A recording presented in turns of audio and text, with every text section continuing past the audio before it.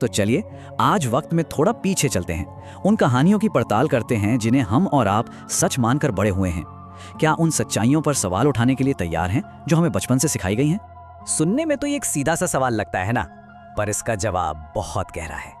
क्या हो अगर इतिहास की कुछ सबसे मशहूर कहानियां जो हमारी किताबों और यादों में बस चुकी हैं असल में झूठ हों?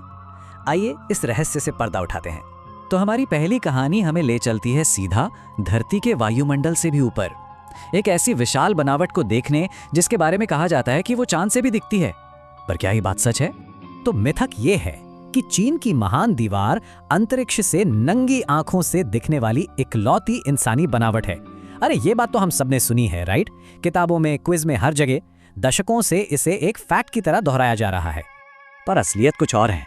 देखिए, बात दीवार की लंबाई की है ही नहीं, बल्कि उसकी चौड़ाई की है, जो कि सिर्फ 6 से 7 मीटर है। सोचिए, इतनी ऊंचाई से वो दीवार बस एक पतले से धागे जैसी दिखेगी, अगर दिखी तो। और उसका रंग भी तो आसपास की जमीन से इतना मिलता जुलता है कि वो लगभग गायब ही हो जाती है। और इस बात पर जो आखिरी कील ठोकी वो खुद चीन के पहले एस्ट्रोनॉट ने ठोकी। 2003 में जब यांग लिवे स्पेस में गए तो उन्होंने लौटकर साफ साफ कहा कि उन्हें ऑर्बिट से दीवार नहीं दिखाई दी।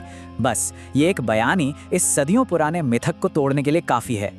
अच्छा, अब चलते हैं एक ऐसे दौर में जहां एक क्रांति हो रही थी और एक रानी के मुंह से वो शब्द कहलाए गए जो उन्होंने कभी बोले ही नहीं। अगर उनके पास रोटी नहीं है तो उन्हें केक खाने दो। ये कुछ शब्द फ्रांस की रानी मैरी एंटोनेट की पहचान बन गए। मतलब इन शब्दों ने उन्हें एक ऐसी रानी बना दिया जिसे अपनी भूखी प्रजा की कोई परवाह ही नहीं थी, जो अपनी दुनिया में मग्न थी। लेकिन सच तो ये है कि ये वाक्य रानी ने कभी कहा ही नहीं। असल में ये शब्द मशहूर फिलोसोफर जीन जैक्स रूसो की एक किताब में छपे थे, और वो भी तब जब मैरी एंटोनेट सिर्फ 9 साल की एक बच्ची थी और फ्रांस में रहती भी नहीं थी। मतलब ये सिर्फ एक गलतफहमी नहीं थी, ये उनके खिलाफ एक सोचा समझा प्रोपेगेंडा था ताकि जनता की नजरों में उन्हें गिराया जा सके। चलिए अब बात करते हैं एक ऐसी खोज की जिसने दुनिया ही बदल दी। पर जो कहानी हमें सुनाई जाती है ना, वो कह सकते हैं कि आधी अधूरी है और कुछ बहुत जरूरी बातें छुपा लेती है। तो मिथक ये है, 1492 में क्रिस्टोफर कोलंबस ने अमेरिका को खोज निकाला। ये तो स्कूल की किताबों का पहला चैप्टर हुआ करता था, है ना? लेकिन असलियत देखिए, कोलंबस के वहां पहुंचने से करीब 500 साल पहले, हाँ पूरे 500 साल पहले ही Norse explorer Leif Erikson America पहुंच चुके थे। तो पहले यूरोपियन तो वो थे, कोलंबस नहीं। तो बात सिर्फ इतनी नहीं है कि वो पहले नहीं थे, असल कहानी तो और भी डार्क है। उन्होंने कभी नॉर्थ अमेरिका की जमीन पर पैर तक नहीं रखा, और जिन लोगों से वो मिले जो वहाँ के मूल निवासी थे, उन्हें गुलाम बनाया, उन पर बहुत जुल्म किए। उनकी क्रूरता इतनी ज्यादा थी कि स्पेन के अधिकारियों ने उन्हें गिरफ्तार तक कर लिया था। अच्छा, अब मिस्र के रेगिस्तान की तरफ चलते हैं। पिरामिड, फिल्मों में तो हमने यही देखा है कि उन्हें हजारों गुलामों ने बनाया था जिन्हें कोड़े मारकर काम करवाया जाता था। पर क्या ये सच है? हकीकत तो पूरी कहानी ही पलट देती है। आर्कियोलॉजिस्ट्स को जो सबूत मिले हैं वो बताते हैं कि पिरामिड बनाने वाले लोग गुलाम नहीं बल्कि स्किल्ड वर्कर्स थे। उन्हें बाकायदा तनख्वाह मिलती थी, अच्छा खाना दिया जाता था और उनके रहने के लिए पूरे गांव बसाए गए थे। वो सम्मानित लोग थे। और सबसे मजेदार बात पता है क्या है? एक मजदूरों की टीम ने तो फिरौन के मकबरे के पास गर्व से अपना नाम तक लिख छोड़ा था, खुफू गैंग के दोस्त। अब बताइए, ये किसी गुलामों का नाम लगता है या एक प्राउड टीम का? तो अब आते हैं हमारे आखिरी मिथक पर। यह कहानी है औपनिवेशिक भारत की, एक ऐसी काली कहानी जिसे ब्रिटिश राज को सही ठहराने के लिए खूब इस्तेमाल किया गया। पर यह कहानी खुद ही एक झूठ की नींव पर खड़ी है। 146, बस ये एक नंबर याद रखिए।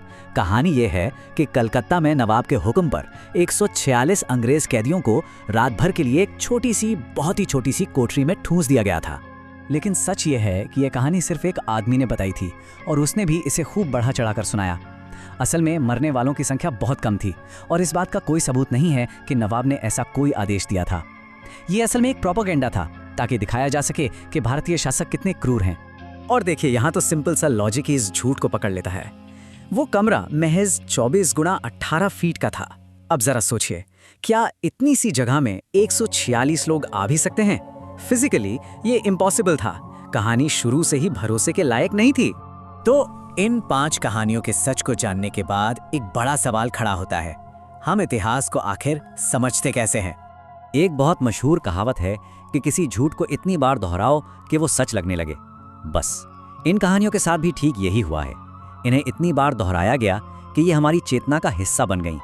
हमें ये समझना होगा कि इतिहास सिर्फ तारीखों और घटनाओं का कलेक्शन नहीं है। ये एक नैरेटिव है, एक कहानी है, और कहानी कौन सुना रहा है इससे बहुत फर्क पड़ता है। इसे लिखने वालों की सोच, उनकी राजनीति, सब कुछ इसमें शामिल होता है। ठीक वैसे ही जैसे आज भी स्कूल की किताबों में क्या पढ़ाया जाए इस पर बहस होती है। तो इन सब बातों के बाद अब सवाल ये उठता है कि अब हम इतिहास को किस नज़र से देखेंगे, क्योंकि शायद सबसे बड़ा सच यही है कि असली इतिहास सवाल पूछने से ही सामने आता है।